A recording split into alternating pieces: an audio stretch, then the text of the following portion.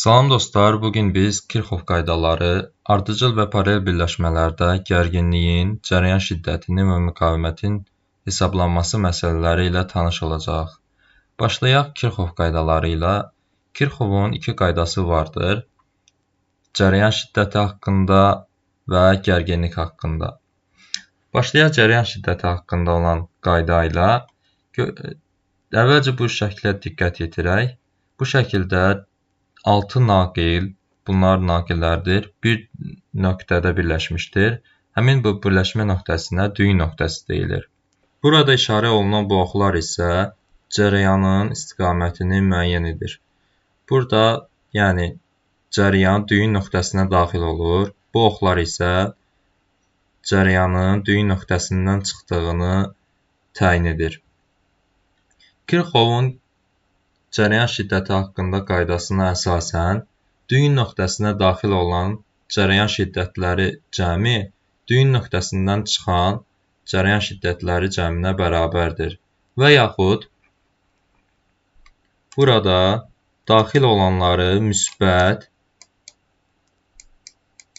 çıxanları isə mənfi olaraq götürsək, bunların cəbri cəmi, yəni I1 üstəgəl I2 üstəgəl I3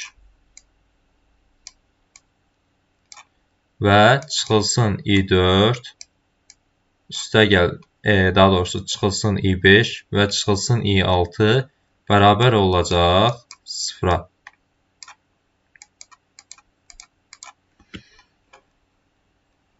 Kirxovun birinci qaydası haqqında bu qədər. İndi isə keçək Kirxovun ikinci qaydasına, yəni gərginlik haqqında qaydasına. Silək bunların hamısını.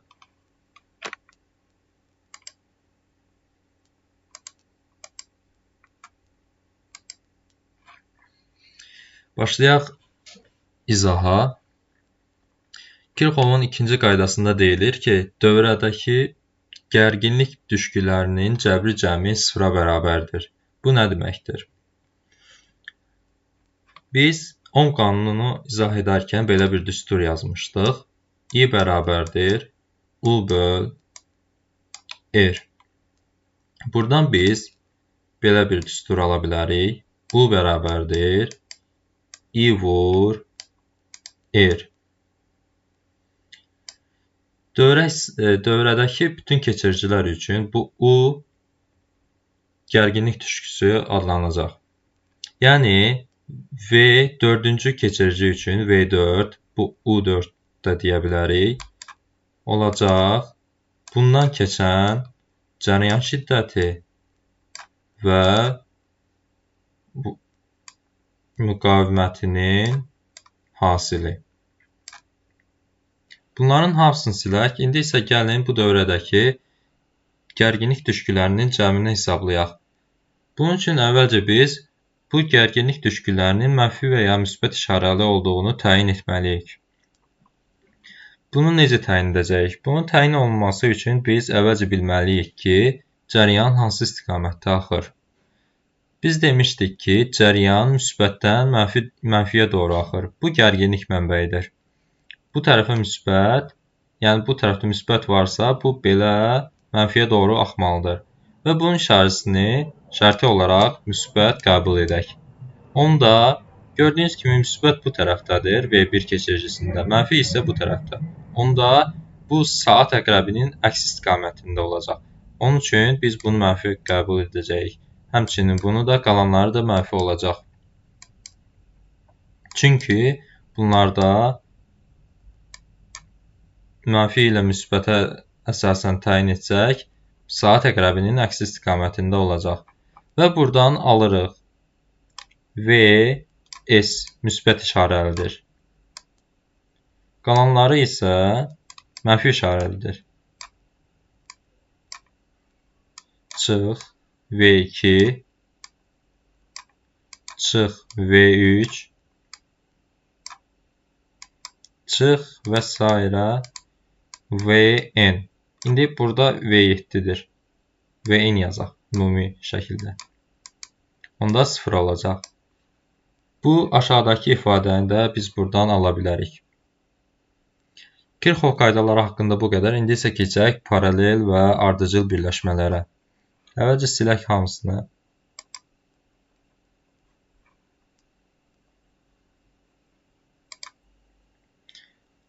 Keçək növbəti slaydımıza. Gördüyünüz bu slaydda ardıcıl və paralel birləşmələrin sxemi göstərilmişdir. Ardıcıl birləşmədə bir keçiricinin sonu o birisinin əvvəlinə birləşdirilməklə cəryan ardıcıl olaraq axır. Paralel birləşmədə isə düyün nöqtəsində iki naqilə bölünür cəryan və ayrı-ayrılıqda hər bir keçiricən keçir və sonraki düyün nöqtəsində birləşərək gərginlik mənbəyinə qayıdır. Ardıcıl qoşulmada cəryan bütün nöqtələrdə bir-birinə bərabərdir. Gərginlik isə bu keçiricilərin gərginlikləri cəminə bərabərdir. Necə ki, biz gərginlik haqqında Kirchhoff qaydasında izah etdiyimiz kimi, buradakı mənbədə verilən gərginlik bu keçiricilərin gərginlikləri, düşküləri cəminə bərabərdir. R ümumi isə, yəni bütün dövrənin müqaviməti isə bu keçiricilərin müqavimətləri cəminə bərabərdir. Paralel qoşulmada isə bu dövrədə axan cəryan şiddəti bu keçiricilərdən axan cəryan şiddətləri cəminə bərabərdir. V ümumi isə, yəni burada verilən gərginlik isə burada həm bunun, həm də bunun gərginliyinə bərabər olacaq. Yəni həm bunda axan gərginlik düşküsü, bunun gərginlik düşküsü, həm də bunun gərginlik düşküsü ümumi gərginliyə bərabər olacaq. R isə biraz burada qarışıqdır. Bunu aydın görmək üçün biraz başqa formada yazaq. Ümumi müqavimətin tərsi R ümumi bərabərdir hər bir keçiricinin müqavimətləri tərslərinin cəminə. Bu belə olacaq. R2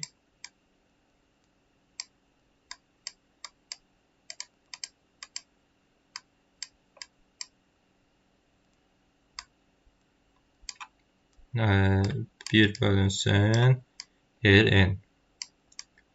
Bu qədər. İndi isə keçək bunları dövrə üzərində izah etməyə. Bunun üçün biz çıxaq, Tinkercad-ə daxil olaq.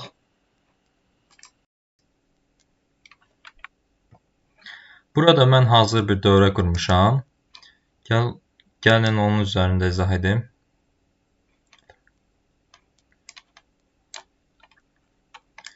Burada mən əvvəlcə yeni bir element olan breadboard haqqında məlumat verim. Breadboard ümumiyyətlə test üçün dövrlər qurularkən bu naqillərin, elementlərin sadə şəkildə birləşdirilməsi üçün istifadə olunur. Bu elementlərin ayaqları bunun üzərindəki pinlərə qoşulur. Pinlər isə bu mənfi xətt üzərində, müsbət xətt üzərindəki pinlər ayrı-ayrılıqda öz aralarında əlaqəlidir. Yəni, biz buraya cəryan vermişiksə, gərginlik vermişiksə, biz burada bu nöqtələrə hamısına gərginlik vermiş oluruq. Həmçinin burada da. Lakin buradakı müsbət ilə əlaqəli deyil. Onun üçün biz belə əlaqələndirmişik ayrıca naqil ilə. Burada isə sıralar bu 5 pin ayrı-ayrılıqda özləri arasında əlaqəlidir. Yəni ki, bu birinci sıradakı pin bu ikinci sıradakı pin ilə əlaqəli deyil. Gördüyünüz kimi burada sadə şəkildə də göstərilir hansılar ilə əlaqəlidirsə. Buradakı birinci sıra ilə buradakı birinci sırada bir-biri ilə əlaqəli deyil. Bunun üçün biz belə edə bilərik əlaqələndirmək üçün. Beləliklə biz əlaqələndirmiş olduq bütöv bir sıranı. Silək bunu və başlayaq dövrələrimizi incələməyə. Gördüyünüz bu dövrədə ampermetrlər dövrəyə ardıcıl olaraq qoşulmuşdur.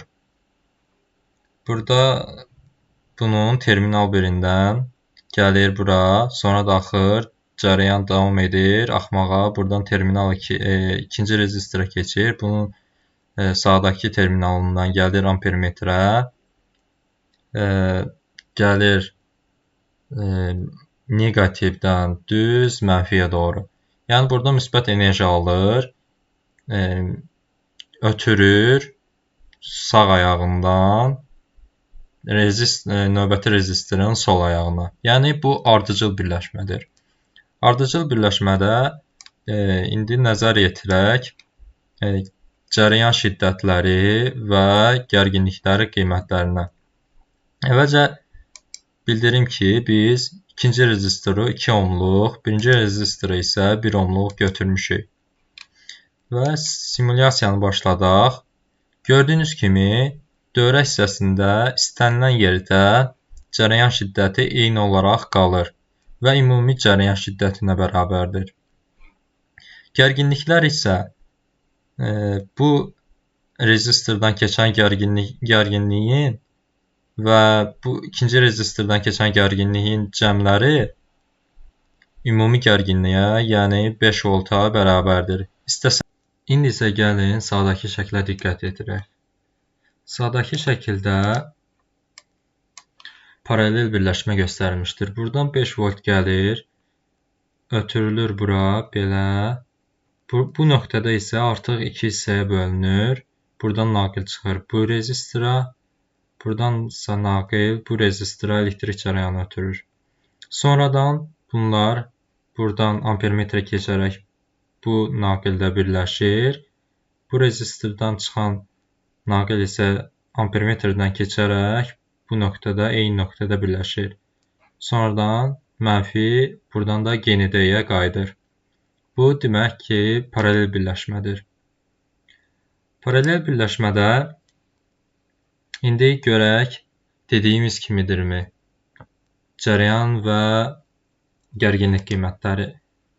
Bəli, gördüyünüz kimi burada bu rezistorlardan axan cərəyan şiddətinin dəyəri 5 amper. Bu rezistordan axan cərəyanın şiddətinin dəyəri isə 2,5 amperdir. Cəmi isə ümumi dövrədəki cərəyan şiddətinə bərabərdir, yəni 7,5 ampera. Gərginlik isə dövrənin bütün nöqtələrində eynidir. Bu rezistor üçün də, bu rezistor üçün də, ümumi hər hansı bir başqa nöqtədə də eynidir. Bu dövrələr üçün müqavimətlərin hesablama əməliyyatlarını da siz özünüz apara bilərsiniz. Bunun üçün siz ümumi dövrədəki gərginliyin 5 volt və cərəyan şiddətinin 1,67 amper olduğunu, burada isə fərqli 7,5 amper olduğunu nəzərə alaraq və Ohm qanunundan istifadə edərək bu hesablamaları apararaq özünüz də əmin ola bilərsiniz. Bugünkü dərsimiz bu qədər. Sağ olun.